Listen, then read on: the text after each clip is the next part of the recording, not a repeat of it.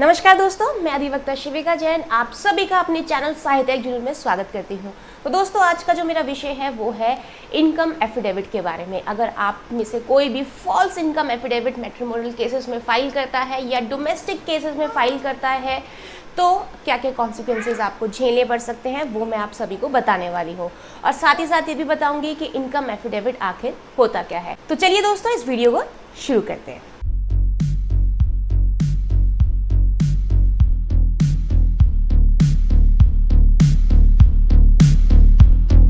तो दोस्तों, सबसे पहले हम फटाफट ये भी जान लेते हैं कि इनकम एफिडेविट आखिर है क्या।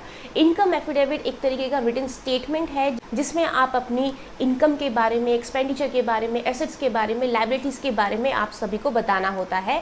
और ये वो लोग देते हैं जिन पे मैट्रिमोनियल केसेस चल रहे होते हैं, जैसे कि मेंटेनेंस केस या फिर डोमेस्टिक वायलेंस केस। और इसमें स्पेशल मैरिज एक्ट के तहत भी जो लोग होते हैं उसको भी एफिडेविट इनकम का अपना ब्यौरा देना होता है। और आप अपने इस इनकम एफिडेविट में अपने हाउस होल्ड एक्सपेंडिचर को मेंशन करते हैं, अपने लिविंग स्टैंडर्ड को मेंशन करते हैं, और अगर आपके पास क्रेडिट कार्ड है या डेबिट कार्ड है, इन सब चीज़ों को भी मेंशन करना होता है। और अगर आप आईटीआर भरते हैं तो कितना आईटीआर भरते हैं उसकी भी स्लिप इसमें मेंशन की जाती है। और अगर आप सैलरीड पर्सन हैं तो आपके जो बोनसेस होते हैं, जो पर्क्स आपको मिलते हैं, वो सारी चीज़ें इसमें मेंशन की जाती है।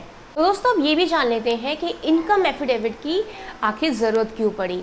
आमतौर पे होता क्या था, जब ये इनकम एफिडेविट फाइल करने की कोई आवश्यकता नहीं थी तब हो क्या रहा था कि जो दोनों पार्टीज थी, यानी कि पति और जो पत्नी थे, वो काफ़ी सारे ऐसे तथ्य होते थे जो कि छुपा लेते थे और उन्हें साबित करना बहुत ही मुश्किल हो जाता था। तो कोर्ट ने बहुत एक सिंपल सा एक फॉर्मेट तैयार कर दिया है जिसमें आप अपनी इनकम, अपने एसेट्स और अपनी लाइबिलिटीज़ के बारे में बिल्कुल सही बताएंगे। और आप बाध्य होते हैं इस इनकम एफिडेविट के द्वारा कि आपको बिल्कुल सही सूचना देनी है, नहीं तो आपको सख्त कानूनी कार्रवाई का सामना करना पड़ जाएगा। तो जो भी श्रोता अभी ये बैठ के सोच रहे हैं कि ये सारी बातें गलत है, भ्रम है, ऐसा कुछ नहीं होता, तो मैं आपको बता दूं कि ये भ्रम बिल्कुल नहीं है। और अगर आप ये मान रहे हैं तो अपने दिमाग से बिल्कुल निकाल दीजिए, क्योंकि जब भी आप अपना इनकम एफिडेविट साइन करते हैं तो उसका आखिरी पन्ना आप जरूर पढ़ लीजिएगा, क्योंकि वो जो आखिरी पन्ना होता है वो होता है डिक्लेरेशन का, यानी घोषणा का, जिसमें इसमें लिखा होता है कि शपथ पत्र में अगर कोई भी गलत कथन दिए गए हैं आप पे बहुत ही सख्त से सख्त कानूनी कार्रवाई होगी। यानी कि अगर आप अपनी इनकम के बारे में गलत तथ्य देते हैं तो ये जो है न्यायालय की अवमानना की श्रेणी के अंदर आता है, यानी कि आप पे चार्जेस लग सकते हैं कंटेम्प्ट ऑफ कोर्ट के, और इसके साथ ही साथ आपको 7 साल की इसमें सजा भी हो सकती है और जुर्माना भी लग सकता है, या और दोनों भी हो सकता है। और धारा 209 यानी कि भारतीय दंड संहिता के तहत, यानी कि आईपीसी के तहत आपको 2 साल का कारावास भी हो सकता है, या फिर दोनों, यानी कि जुर्माना और कारावास दोनों ही आपको झेलना पड़ सकता है।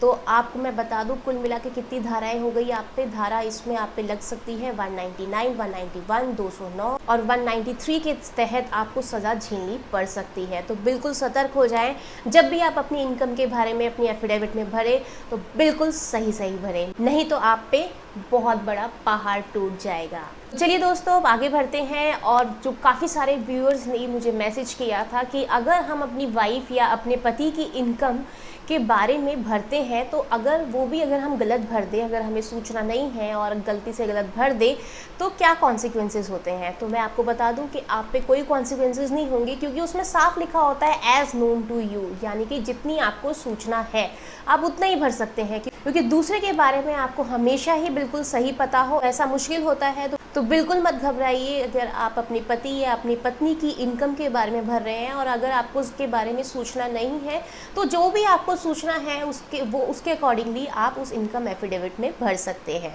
अब दूसरे सवाल की ओर बढ़ते हैं, जो कि व्यूअर्स के दिमाग में काफ़ी कन्फ्यूजन है।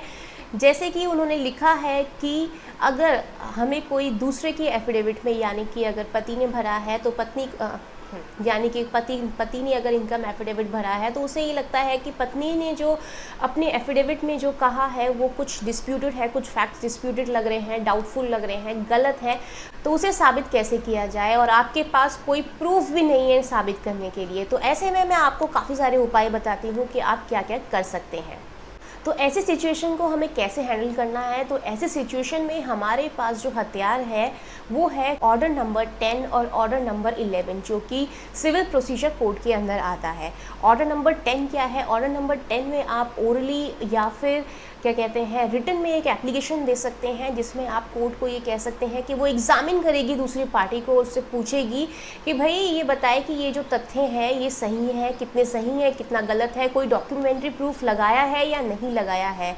और ऑर्डर 11 के तहत आप जो है कोर्ट को ओरली या फिर रिटन में एक एप्लीकेशन दे सकते हैं और डॉक्यूमेंट्री प्रूफ मांग सकते हैं। इससे रिगार्डिंग आपको जो भी तथ्य गलत लगते हैं आप डॉक्यूमेंट्री प्रूफ मांग सकते हैं, आप डॉक्यूमेंट्स प्रोड्यूस करवा सकते हैं दूसरी पार्टी से। और इसके अलावा भी कोर्ट के पास काफ़ी पावर्स हैं। आप एविडेंस एक्ट के तहत भी कोर्ट द्वारा जो है वो पूछ सकती है कि इन्होंने क्या डॉक्यूमेंट्स इस कथन को लेकर लगाए हैं या क्या नहीं लगाए हैं। तो कोर्ट जो है उनसे पूछ सकती है क्या ये जो बात कही है वो सही है या क्या गलत है। तो दोस्तों मैं उम्मीद करती हूँ कि आप सभी के जो कन्फ्यूजन्स थे वो दूर हो गए होंगे और आप सभी का जो रिप्लाई है मैंने दिया होगा इस वीडियो के तहत।